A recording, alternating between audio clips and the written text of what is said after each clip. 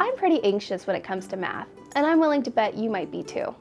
Do you feel anxious while taking math tests, doing homework, or even just calculating the tip after eating out? Do you find yourself putting off studying math because you're too overwhelmed? If you answered yes, you may have math anxiety. Data shows that even if we felt good about math at a young age, we may feel less comfortable with it as we get older. And that makes sense. The more we learn about math and ourselves, the more likely we are to worry about making mistakes and performing poorly on tests. Today, we'll be talking about math anxiety, and just know we're going to get through this together.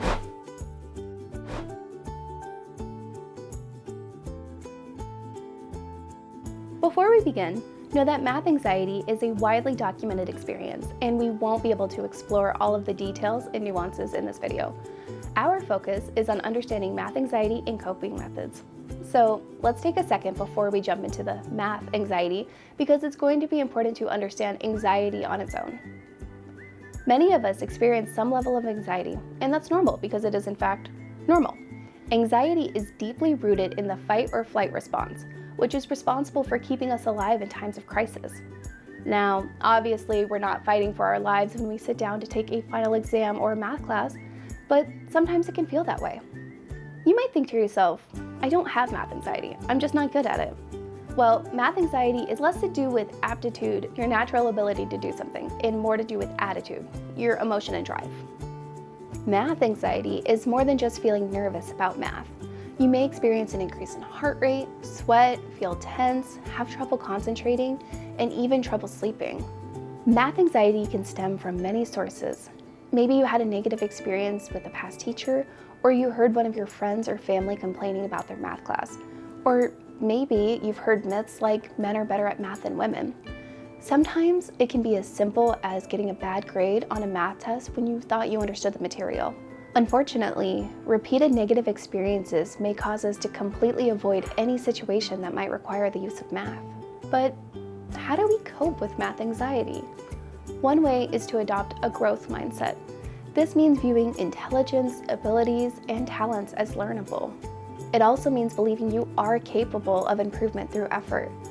This runs contrary to a fixed mindset, which views these same traits as inherently stable and unchangeable over time. You'll have to drop the idea that this is just who I am. Everyone is capable of change. It just requires real acceptance and commitment. Approach whatever thoughts you might have about math without judgment, because math is neither good nor bad. Now we'll take a look at some coping methods and some key takeaways on math anxiety with Amy McCauley. Hi everyone, Amy McCauley here with one final word about math anxiety. First and foremost, I hope you learned so much from these videos and tutorials about what math anxiety is and how it might be affecting your ability to successfully complete your math coursework. I spent my entire graduate career studying math anxiety and how it affects people both physiologically, mentally, and emotionally. And I am here to tell you, as your resident math anxiety expert, that you can be great at math. And I'm going to share a study that I think illustrates this really nicely. So there was a group of people who identified as low math anxious and high math anxious. The researchers collected cortisol levels from both of these groups. And if you're not familiar with cortisol, it's oftentimes the hormone that we link to stress. It's often found in spit.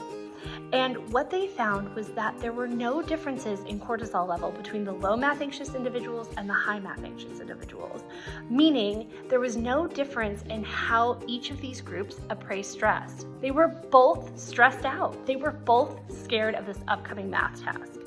The difference is the people with low math anxiety reappraised those feelings. So I'm here to encourage you to keep chugging along, keep doing your math homework, keep taking those math classes.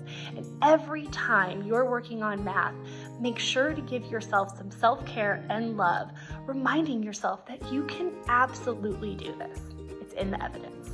Thank you so much, and I can't wait to hear about how successful all of you are in your math courses at CSN.